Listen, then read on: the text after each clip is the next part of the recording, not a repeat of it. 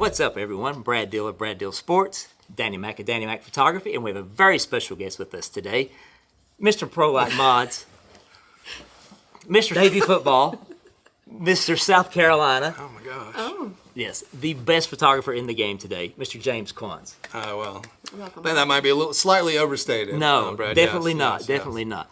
So, Dan and I, we've been talking, and knew we were coming here today, and we thought, this would be a good way to let people kind of know a little bit more about you and how you got started, and especially with the Navy stuff. Like you kill that every single year, James. So tell us a little bit about how that all came about to begin with. So, and actually, I'm not sure we're even going to play this, but on my channel, I kind of talk about some of that because it's it goes back to where I guess that deal where do you take free work or do you take work that you normally wouldn't take that's a lower rate based off of kind of what the work is. And this goes back to the COVID time, so it was pretty stressful for all of us during that time. And I'd worked with the creative director, and it also goes back to doing a good job wherever you go and work. So the creative director that was at Navy at the time when they came to me was at an NHL team before that I worked with. So she had worked with me before, enjoyed working with me, and then she took over at the Naval Academy. And long story short, it was 2020. They didn't really have much of a budget. They wanted me to consult first of all, and then they told me what they were thinking about doing. And as she was running through the concept of it all, I started to get excited. And then she was worried about being able to pull it off, and so I basically told them if they could get me up there, I would take care of everything from that point on, and that's kind of how it started.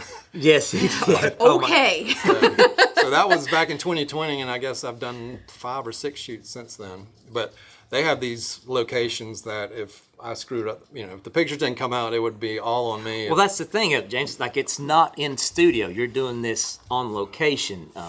Like this last year, you talked about how you couldn't really even use flash, so you kind of resorted to these constant lights with color changing and things like that. I mean, so talk about some of those challenges. Like, how difficult was that? Did you know going in that you were going to be limited in that space, or did you just on site like, oh, I can't do this?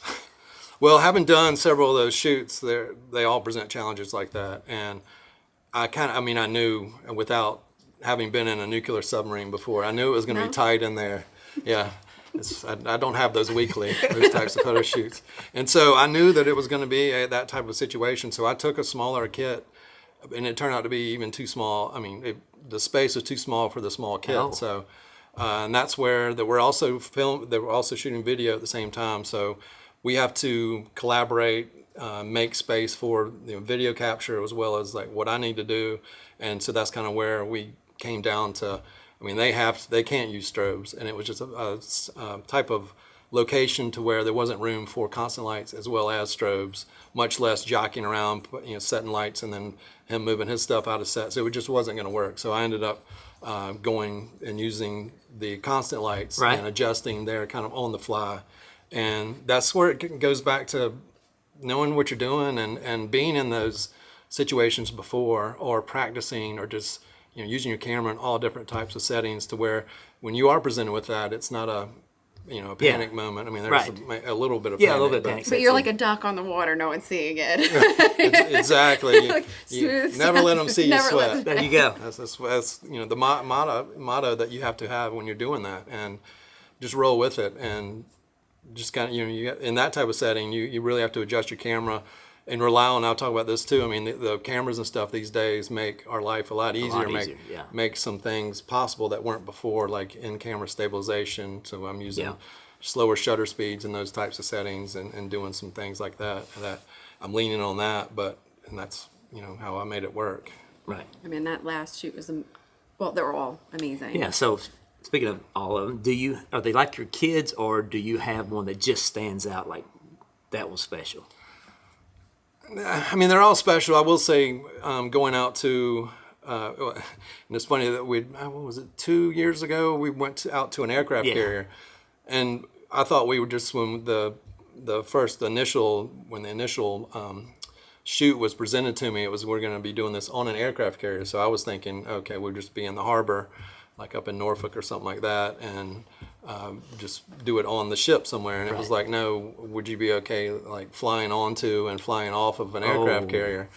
And so that was like, oh wow, okay. Yeah. And so that's pretty neat, because we went and spent 2 nights out on an aircraft carrier in the middle of the Atlantic, and we kind of lived with the crew and did our thing. Went out sunrise one day and caught, just took some pretty cool stuff. Amazing photos. Absolutely amazing. And then we went to that same shoot. Then we went back to the air base and spent another 2 days on the air base, basically having our own private air show. Having the guys coming down. A lot of that was for video's sake, but then we did some really cool stuff on the tarmac that I wouldn't have had access to, without being with the Navy. Right. And so it's hard. It's going to be hard to kind of top that shoot, although, we're on nuclear submarines. I think you're doing a good job. Yeah. I actually, it's my favorite thing. I go every year to the Army-Navy game, and my car ride, I am checking out the Army, and Navy uniform reveal, and yours, hands down, your photos just... Oh, well. Thank God I'm not driving, because I'm passenger, and I'm the only looking at problem these. is that doesn't help them on the scoreboard the last couple of years. It's all right. America's game. I'm happy with whoever wins. So, Well, then that is I would say that is a game unlike any other. I agree. Yeah. I feel so patriotic when I go. I just absolutely love it. And this year I was in between the cadets, and it was just awesome. yeah. Well, I'm hoping I'm going to be there again this coming year. Yeah. So let's transfer a little bit to, I guess, I don't know, your second venture, I guess, is those right here behind me, the ProLite mods. How they came about, how you came up with the name ProLite mods, some of the challenges that went into creating those, self-fulfilling a lot of those before partnering with Westcott, and Westcott kind of taking over some of the sales of that product. So kind of talk us through a little bit of that. So that all, if I want to trace it all the way back, that all came from starting on YouTube and kind of building a relationship with the people that follow my YouTube channel and follow my work and that type of thing. And then through that, I came up with a backdrop with John Gress, who's a buddy of mine that kind of met through social media before I was even doing YouTube and all. And he had created this backdrop with the stripes in it, the lines that then shooting light through this background. I remember it well. Giving this unique kind of look.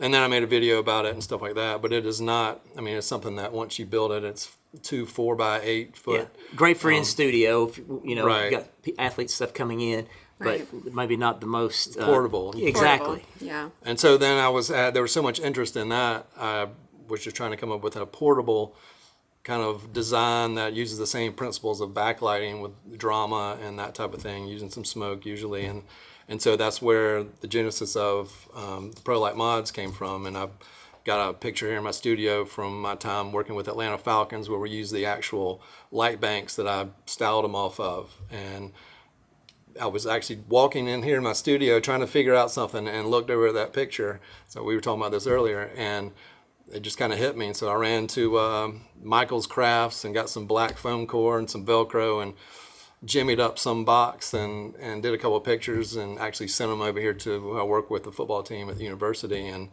after his response, I was like, I might be on to something. You might be on something. And you were definitely And you on were to onto something. something. So that's kind of where it's, then I had a seamstress make some here locally, and then I had some manufactured and ended up, I guess, doing, I sold enough Westcott boxes, or I had people pester Westcott enough to where they wanted to maybe, work a deal. So Yeah.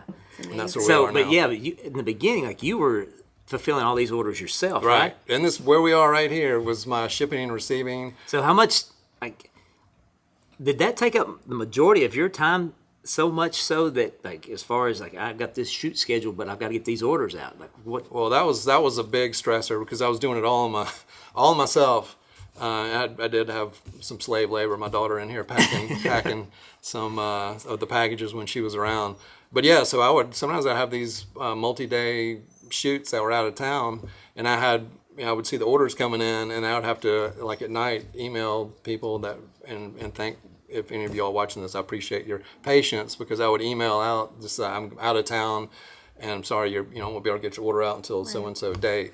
And that's kind of how I had to work it there for a little while, and then the customer service, like on a regular day, I would come in, answer emails based on that product for a couple hours, and then I'd have some hours to do my photography work, and then end of day it was packing orders and Yeah, I'm sure there was a lot of 18, 20-hour days there. So trying not to stress myself out too much now. I can push some of the stuff to the next day. So let's talk about the name Prite Mods. It's a great name. It's simple. It's very descriptive. So how did you come up? Here, and I'll grab the box so so people don't know exactly what we're talking about. Oh, yes. Yes. Got to plug this product. There we go. Danny, you can hold This it. is You maybe look a lot this better is holding maybe that than this I is do. why I'm here. That why. And you can get this model, and there's so many others. Would you like to buy a 3x3? Those are the strip models yes, there, this though. is a strip model. Yes. But so, I wanted to encompass kind of what they do and who they could be used by, I guess with the name. And when we were talking too, I do a lot of my thinking while I'm driving, or in this case, I was actually like cutting the grass and just trying to come up with something that would work. And that's kind of where I landed, It worked. just to be more descriptive than something kind of abstract. I love it.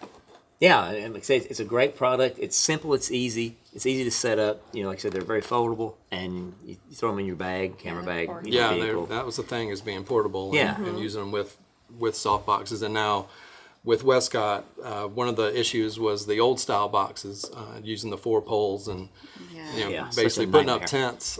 So now we have rapid boxes that fit every model of the Yeah, model. and Coming those in rapid, clutch. Yeah, and those rapid boxes are basically almost like an umbrella the way they work. You They just just drop basically right push in. the rod in, and they lock in place, and So helpful. absolutely. It's such a time saver. Such that's a the time thing. saver. And that's- And just to like travel with them. Like there'll be times when you're just like, man, that's a lot to Yeah. bring. And Oh, now yeah. it's like easy. You're like, I'll bring them all. Let's see what we want to use, right? Because Yeah, they fold. absolutely. And you've done a lot of shoots too, James, with not just the Prite Mods, but like you've done shoots with multiple NBA teams, NHLs. You do a lot of stuff for the University of South Carolina. So how did you get some of those relationships built? And obviously, once they saw the work, they obviously want to hire you again for the next year. But Well, let's hope. Oh, That's come on. That's the plan. yeah, so how did you kind of get started into that? Well, it's similar to like what we just talked about with the Navy thing. It's just doing a good job everywhere you kind of go and do it. And so that was always something I wanted to aspire to, especially growing up where I am and being a fan of the university here, and just kind of one of those bucket list, that type things, to do the pictures for the football team. So, and I knocked on that door for years and no one answered. And so And finally, you physically reach out to the University of South Carolina. yeah, to their marketing, and it was a much different time than it is now. A lot of these schools have creative kind of divisions or groups in their athletic departments, which they didn't have then. So it was basically trying to find who to talk to. But anyway, so I went to smaller schools and did some stuff for Okay. some smaller colleges, built up my portfolio to where finally, when I had harassed someone enough to where then they were like, okay, well, come in, let's talk about what you want to do. Because back in the day, they weren't doing these posters and, Right. and having these photo shoots. This was something I was Yeah. presenting that was completely new and it wasn't being done. They would just take You were seeing the in-game future. pictures. Yeah, well, they would take in-game pictures and collage them together for like the schedule poster for the next year.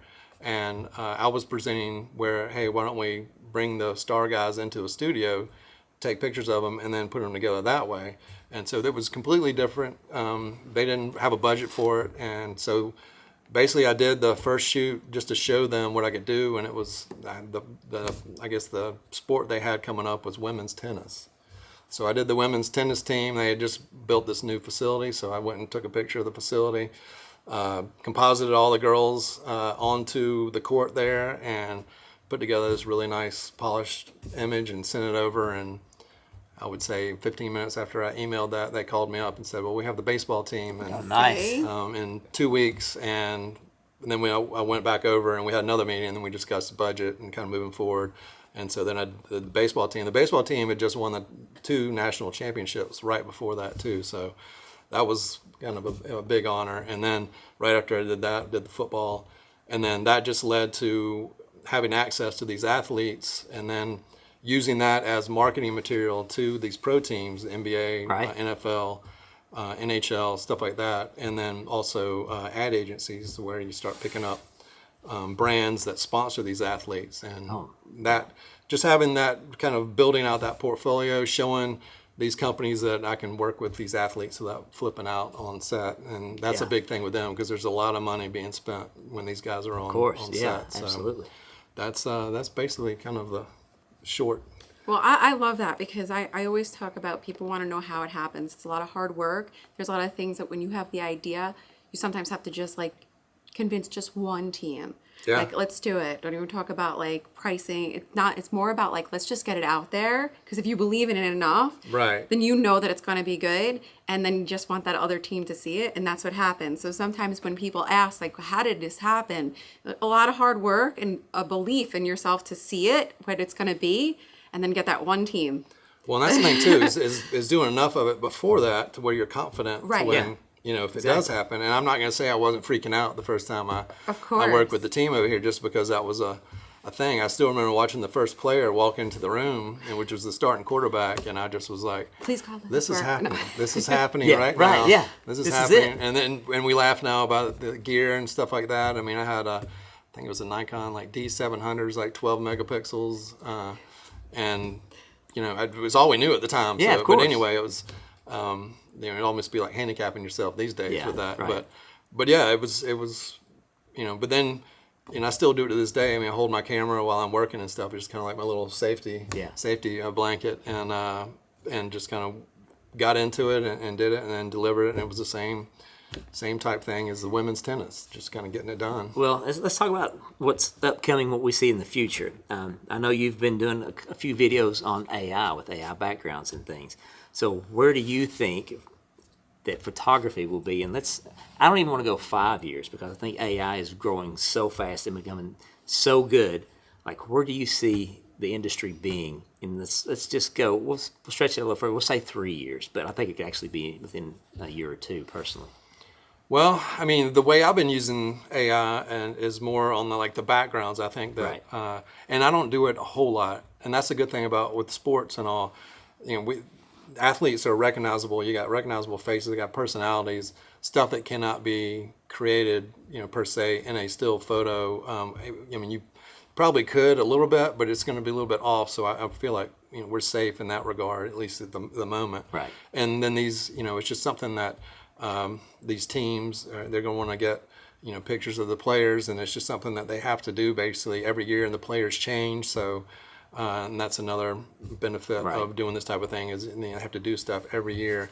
But I do see where you know, back in the day I would take pictures of like every stadium I went to if I was going to do a composite type image, but where now you can kind of craft those type in a just few out, keywords. Yeah, you can definitely prompt those backdrops together, and that is here to stay. It's only going to get better. I mean, it's as bad as it's going to be right now. Yeah, of course. Yeah. But I think that as far as, you know, doing some work, yeah, I mean, it's going to kind of disappear. But the thing that concerns me more is just the industry as a whole, with just everyone kind of going in and not charging what they should be charging for work, and the decline of the quality of work out there. But then, you know, these people, these teams, these companies just don't put the emphasis on the quality of the work, and they're looking at a bottom line. Yeah. And that's kind of where, unfortunately, I'm seeing a lot of this, and I think some of it kind of goes back to 2020 when everyone had to shift gears, and then they were scrambling to